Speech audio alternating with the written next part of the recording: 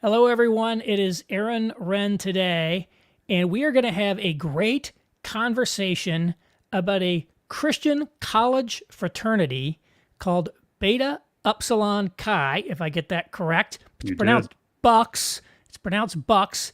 It's a Greek outfit, of course, but the Latin transliteration of those letters is BYX. So you can find them at byx.org, which there's a link to that in the show notes. And to talk about that today, I'm pleased to be joined by two special guests, not one, but two today. Jared Musgrove is the Director of Leadership and Development at Bucks National. And then Will Pesch is a member of the Bucks chapter at the University of Georgia. So, gentlemen, thank you so much for joining me. Thanks for having us, Aaron. Thanks, Aaron. Jared, the first question will be for you. I went to Indiana University, graduated in 1992, and there was no fraternity. We have a ton of fraternities, big fraternity school. We did not have a fraternity called Bucks, and I'd never heard of it until recently. Right. Where did Bucks come from? Yeah. Well, again, Aaron, thanks for having us on. This is one of my favorite questions because Bucks came out of the desire of a bunch of college guys at the University of Texas back in 1985 to have an alternative to what they viewed as the present fraternal lifestyle, which was essentially like, for our generation, like think Animal House, and you were probably pretty close. And yet one of them was reading about the history of fraternities and how many fraternities in America, in fact, a lot of the major fraternities still going, have a root in Christian morality, a Christian genesis there. In fact, if you dig enough, most of them will have some of that in their founding documents. And yet that influence did not carry through up to that point. So those guys all got together there on campus and basically said, what if we did a fraternity that was like fraternity was designed to be? A fraternity that was centered on Christ, with Christian principles, with Christian character. And that's where it started. They had one party to open it up in April of 1985. A lot of people showed up. There was a lot of interest. And from then, it just continued to spread across Texas, really for about the next decade and a half. And by 1999, it was at 9 schools in the state of Texas. And they thought, okay, well, this is just going to be a Texas thing. And a guy from the University of Oklahoma met a guy at a camp and basically said, BYX, what's that on your shirt? And Bucks extended to the University of Oklahoma, where I joined in 2001. And so I was right there as that 10th and first chapter began outside the state of Texas. And that was really the beginning, kind of the flashpoint for us, a turning point in the history of the organization of, oh, this is going to be a national fraternity. And so now, all these years later, we're looking at nearly 40 campuses nationwide of Bucks chapters. And is this like a normal fraternity on campus, or that's part of the fraternity system, or is it some separate thing that just? Yeah, I can answer that one, and I may click it over to Will, because it's been a few years, if you can tell, since I've been on the fraternity side and everything. I get to do national development with our national body of fraternities, but it is a national fraternity. We are members of the National Interfraternity Council. We run with those guys. In fact, several of us will be up at their convention here in August. So we run with those guys. We're part of Interfraternity Council on most of the campuses that we're a part of, right up along the other guys. We do all the social events, all the campus events, all the philanthropies and everything that a fraternity would do. But we do so with our eyes on Christ, unabashedly walking forward as men of God. And that's how we're going to show up. Well, you're at the University of Georgia. And I have never been to that campus, but it's a big state flagship type school. My guess is it's a big party school, because all those kinds of schools tend to be big party schools. You're in the Bucks chapter there.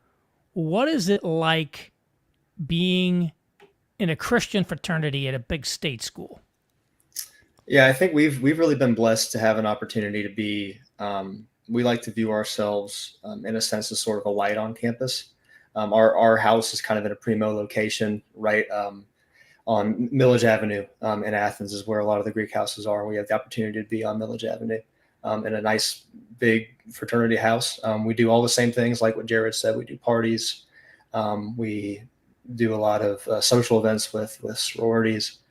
I think that we answer the call pretty well of fulfilling a, I guess, typical fraternity party type environment, but doing it in a way that, as Jared said, is very Christ-centered. One of our distinguishing factors is that we don't have alcohol at any of our events. But parties are usually pretty well attended, and it's a blessing to be able to get to do what we get to do. Yeah, so presumably people know who you are, and so do you ever get any reticence from like sororities that don't want to like do events with you, or like other like kind of fraternal events on like what do other fraternities and sororities think of you guys? I haven't experienced personally any sort of discrimination, persecution, or anything like that. Sorry, what were you going to say? Well, I'm just curious. Yeah. Generally speaking, I think our reputation is pretty good. We've been treated well by the rest of Greek life at UGA. Our relations with sororities are good, and it's they like hanging out with us, from what I know. My fiance's in a sorority, so hopefully congratulations. Yeah. Thanks, Aaron. That worked out. Yeah, it worked out really well. So all in all, I think we're in good shape there. Now, where are you from originally? Where did you grow up? So short story, I'm from just south of Atlanta. I was born in Chicago. Okay. So yeah. And came to University of Georgia. Would you come to college with the idea that you wanted to pledge a fraternity? I didn't. And if I was going to pledge a fraternity, it wasn't going to be BYX. I think where I was at spiritually, socially, all over the place. I was really in sort of a lost place my fall semester coming in. And BYX has just been such a huge blessing and giving me Christian guys to have community with, and spur me on in my faith and in my own professional, social development, all that stuff. So a lot of guys at UGA BYX, I think at a lot of BYX chapters, aren't necessarily guys that are like, oh yeah, I want to join a fraternity. I think BYX provides a unique sort of environment to certain guys that wouldn't join a fraternity otherwise, but they're allured by the sense of Christian community, Christian fraternity, Christian brotherhood. And that was the category that I fell into. How did you discover BYX? I met a guy through a campus ministry that was in BYX. He was my small group leader, and me and my roommate rushed that spring and ended up pledging that spring. So, yeah. Were you planning to go through fraternity rush at all? Or was this just because of BYX you got interested in specifically looking there? BYX is pretty much the only place I rushed. I didn't really rush anywhere else. Once I heard about its mission, I really felt, for lack of a better word, kind of a calling or a pull to it. And I met a lot of friends that were rushing. I knew a lot of guys in the fraternity already. So it was a no-brainer. When I got my bid, I accepted it pretty much immediately. So yeah, that's pretty much the story there. What is the profile of the kind of person who's in BYX at Georgia? I think broadly speaking, there's a lot of different backgrounds. I mean, there isn't a cookie cutter BYX guy at UGA at Georgia. Most of the guys are guys that were raised Christian. They come from a Christian household. Most people at the University of Georgia in fraternities broadly are from the Atlanta area. So the average BYX guy is probably a guy from Atlanta, was raised Christian, may or may not have wanted to join a fraternity coming in, but somehow heard about us in some way and just kind of ends up with us. The Brotherhood's made up of a ton of great guys, a ton of different backgrounds, but we're united by our love for the Lord and our love for each other. So, yeah, how does BYX facilitate the spiritual growth of its members? Jared, if you want to answer this one too, once I haven't answered that because no, you're doing great, man. I think this is excellent. Yeah. So I love, that's my second favorite question next to the Genesis question, because that's what got me into BYX. Like Will, I did not land on campus looking for a fraternity. I was aware that was a thing, but I had 5 other things I wanted to do when I got to OU, and fraternity was not one of them. And the thing that got me in is the answer to your question, where my roommate really wanted to join a fraternity, discovered Bucks in its first year, burst into our room, super excited about this Christian fraternity he just found. And he said, no, like seriously, they're legit. They just won homecoming. They do all this stuff with sororities. And I'm thinking, man, Adam, that's going to be awesome for you. Go get them. And then he said, but then they do these things called cell groups. And it's 4 or 5 guys from within the chapter. And they get together weekly outside the chapter meeting, and they pray for one another. They hold each other accountable. They encourage one another. They just like do life.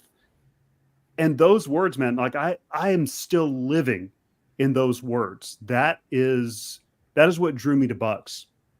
Those words right there, those cell groups are how we take care of our men spiritually. That's how they really care for one another. We have had, I've had men in my cell groups that I still keep in touch with.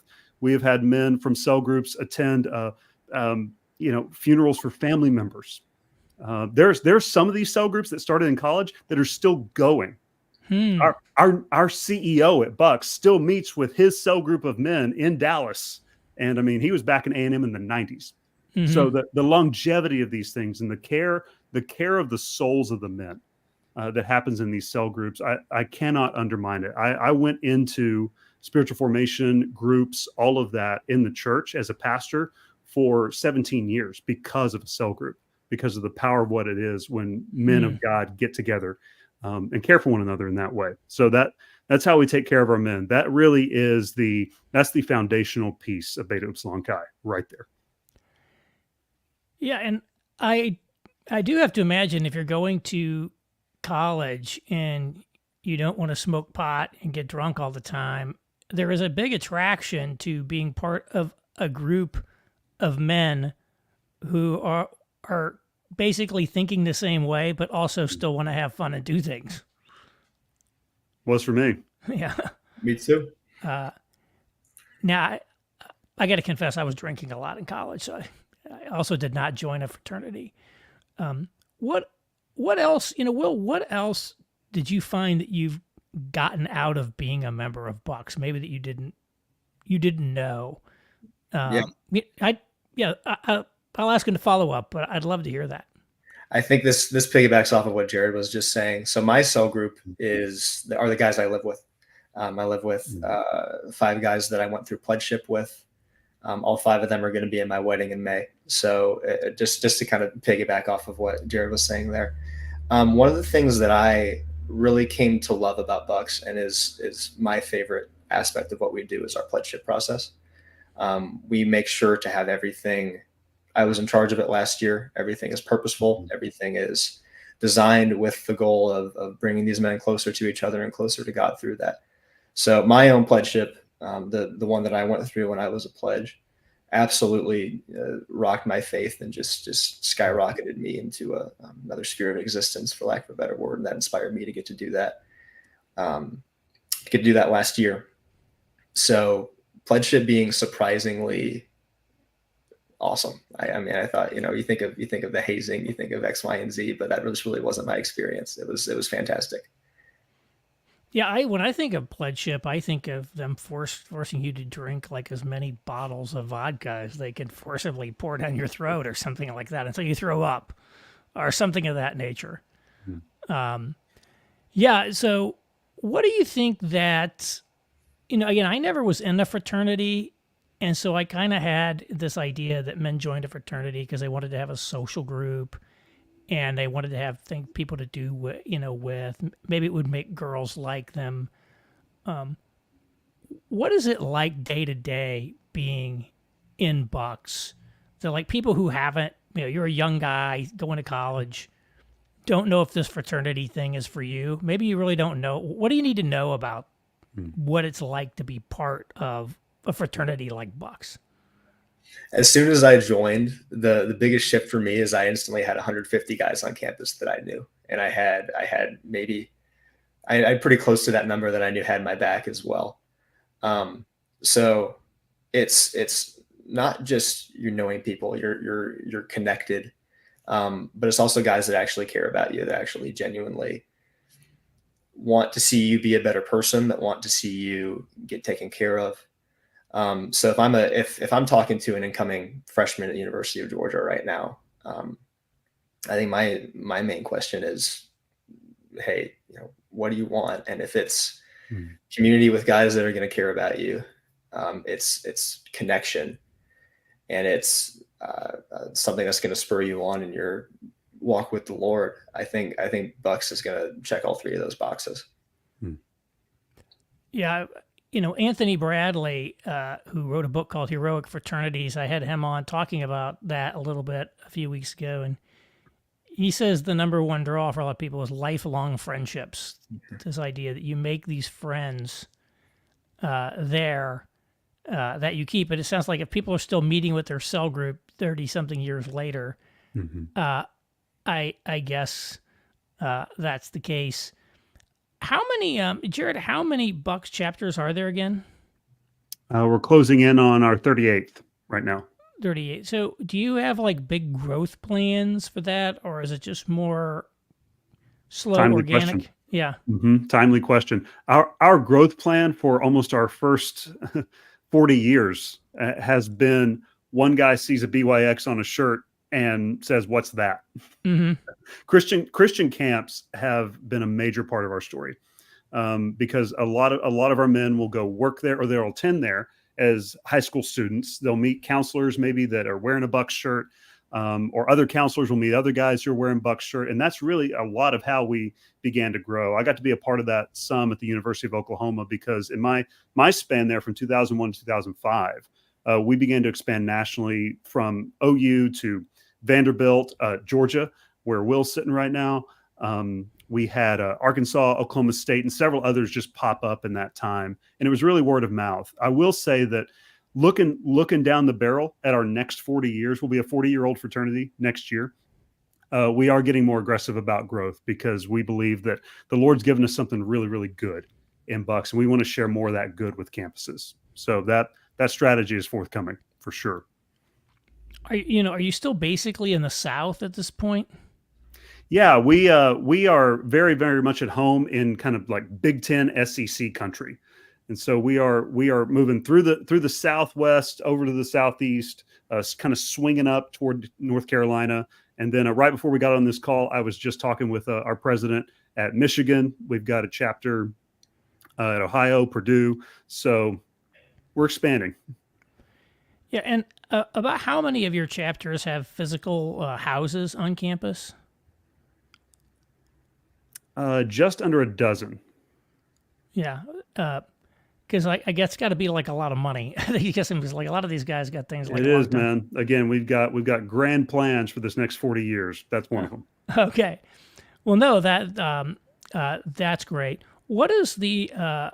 I mean, I guess you haven't gotten too much flack. There had to have been some controversies somewhere, but what has been the general perception of BYX, both from kind of the administrative position, but also just kind of the broader communities, which tend to be pretty, hyper secular left. Sure. I'll let Will take that as a man on the ground, and then I can talk a little bit about some of our national history with that. But yeah, what are you experiencing, Will, right there at Georgia? Yeah. It's been, honestly, it's been rather quiet here recently. We've experienced a lot of support. Just I think for what we do, we don't make a whole lot of bad noise. I don't know what the future really holds there with that. It's not. I don't think we're entering into an environment that's more welcoming of a all male Christian fraternity. But we're very hopeful for what the Lord has in store for us. I know Jared's got more to say on the national end of that. Well, yeah, 20 years into my BYX journey, we've definitely seen a lot of things. Prior to this stint on our national staff, I served as a pastor, and I was also a board member for BYX nationally for the last 16 years. And I mean, we've had our share of universities just get nervous about us, wildly support us, and then some actually remove us from campus for a time. Said you cannot be a registered student group anymore. Largely, candidly, revolving a lot around what I would call our Christian sexual ethic, which is that we believe that the sexual act is reserved for biblical marriage. That's between a man and a woman who are in a covenant marriage before God. That's how we define that.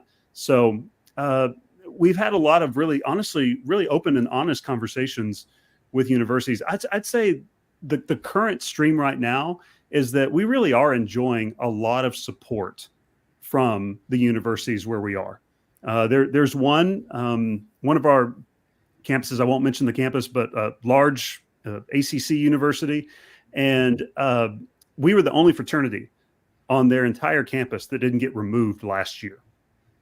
And it's because of those guys' work across campus. They said BYX is an additive at this campus. They even let us have some access and do some things on that campus that really helped our chapter. And they said, we're letting you do this because it's you, because we trust you guys. The fraternity director, he oversees all the fraternities at Virginia Tech, just said, BYX is such an additive to our campus. You're a campus enhancement. Like, tell me who I can talk to. It kind of the circles that I run in about BYX, because you guys just bring such a positivity to campus. And we want to do that. We know why we're doing that. We try to lead with it. We are brothers under Christ. That's what the Beta Upsilon Chi stands for. So it's right there. And I've been grateful for that. It wasn't always that way. There was a time about 10 years ago where it was really rough on some university campuses. But right now it feels like we're really enjoying a lot of support. Now, they may not always ascribe to our Christian ideals. That's fine. We understand that, where we are, that's what universities are. They're a joining together of people from all kinds of backgrounds and ideals, learning to live and work together and to enhance that community. BYX wants to be there right in the center of that. And it's been a fun season of getting to do that on most of our university campuses. Presumably you're not having a large number of incidents like other fraternities have become notorious for lately. Well, you'd be right in that. Yes. You'd be right in that. Fraternities in general have a target on their back. Harvard made a big push to eliminate its final clubs in any single-sex organizations on campus. I think Yale has made similar moves. There's a lot of hostility in general to all-male spaces in our society. It's like there's something inherently nefarious about that. I think kind of church men's groups and college fraternities are like two of the last ones where it's sort of still considered socially okay. And as I say, fraternities have kind of had a target on their back. Is it important for men to be part of an organization like a fraternity that is, exclusively or primarily other men? Yes. Yeah. Short answer. There's stuff that only guys are going to understand. There's biological, cultural, whatever hardwirings that, of course, I think separate us, of course, from the other sex, right?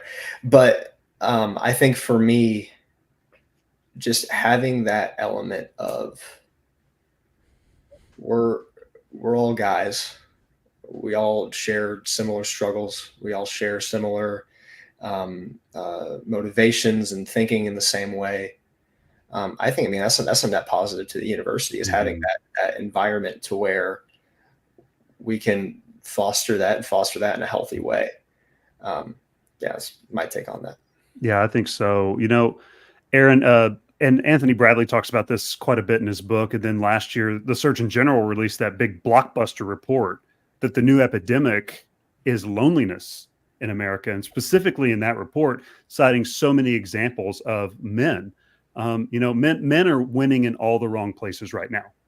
We are winning in the most suicides. We are winning in being the loneliest people on the planet right now. And all of that's just piling up and answering the question that we know from God, which is that it's not good for man to be alone. That means to be married for many men, But what it means for all of us is that we're created in the image of the triune God. This is what we believe. We believe that there is one God, Father, Son, Holy Spirit. In him is the perfect community. Human beings are his image bearers, men and women. We were made to interact with each other. We were made to share together. Was it John Donne? No man is meant to be an island. There's an important aspect of that, not just, in all the ways that you are a man, mentally, spiritually, physically.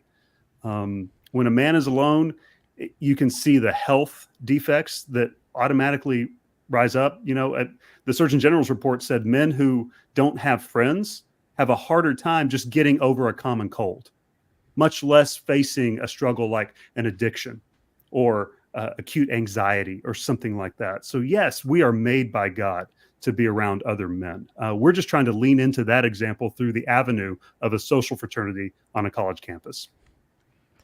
No, it sounds great. Again, I had no idea there were such things. I want to go back to something you said before, Jared, which was this guy in Dallas who's still meeting with his cell group in the 90s, since the 90s.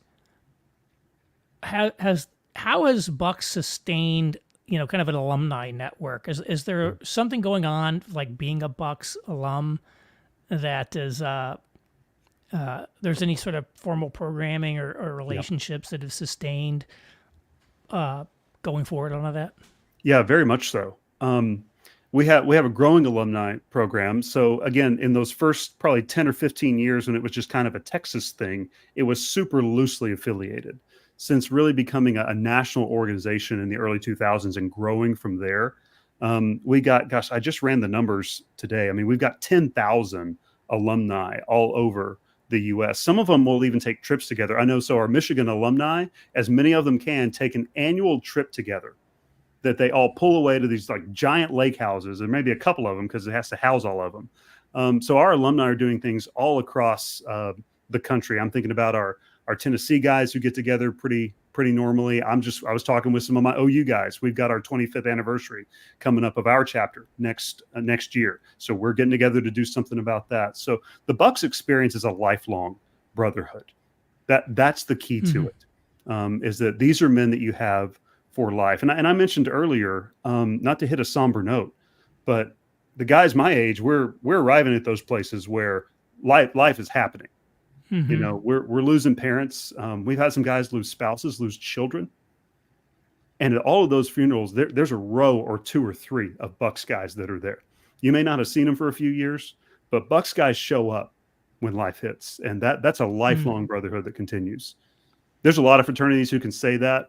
We're just going to be very, very bold that we believe that Christ is the unifier between us, not necessarily a pledgeship or something we signed back when we were 19.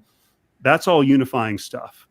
But the thing that brings us together is that we've got an eternal destiny together. So as much as we can, we still get together. The question I forgot to ask up front is, what kinds of Christians are in there? Is it Catholic, evangelical? Like, what is the requirements to be a member of Bucks? Yeah, I'd say we have a classical Christian confession of faith. So you look at Apostles' Creed, that we're a big tent theologically as far as a fraternity. So yeah, we have a lot of men who are Catholics, Presbyterian, Methodist, Baptist, non-denominational. We don't really pick or choose based on that. It's that, do you have a confession of coming to Jesus Christ? Do you believe that he is Lord and Savior of your life? You're committing to walk with him, not just in these fraternal years, but for the rest of your life. We want to hear that each man's testimony. We've had men who want to join Bucks for whatever reason. And here's what's amazing, Aaron. We'll have men like Will. Will oversaw the entire new member process, and he'll sit with each potential new member that is coming through Bucks, and he'll share a reason for the hope that we have within us. That is the light of Christ. He'll share the gospel with them. We've had men come to Christ through the pledgeship process of a social fraternity. It's really incredible. So I got an obvious question here. If people are going to college and they want to find out if their college has a Bucks chapter, where do they go look for that? BYX.org. Okay. That'd be our So Greek you have like letters. you have a list. You have a list on. You have the list of chapters on there. Then. Yes, you can see it right there. Just go to byx.org and you can click find a chapter, join a chapter, and you'll see the entire list of where we are nationally. And if you're going to a school and there's not a Bucks chapter there yet, we've also got steps right there on that same page for how you can start a Bucks chapter. That was my next question I was going to ask. I wanted me to put that together. You need to get one at Indiana University. I don't think you have one there yet. So if you're at Purdue, we need to get one at Indiana. But before we wrap up, I just wanted to just give you guys like the open floor. Again, I didn't. Maybe I didn't cover anything, or you thought there were important parts about the Bucks experience, or people should know that I didn't do. Is there something you wish I'd asked? What do you think, Will? Man, I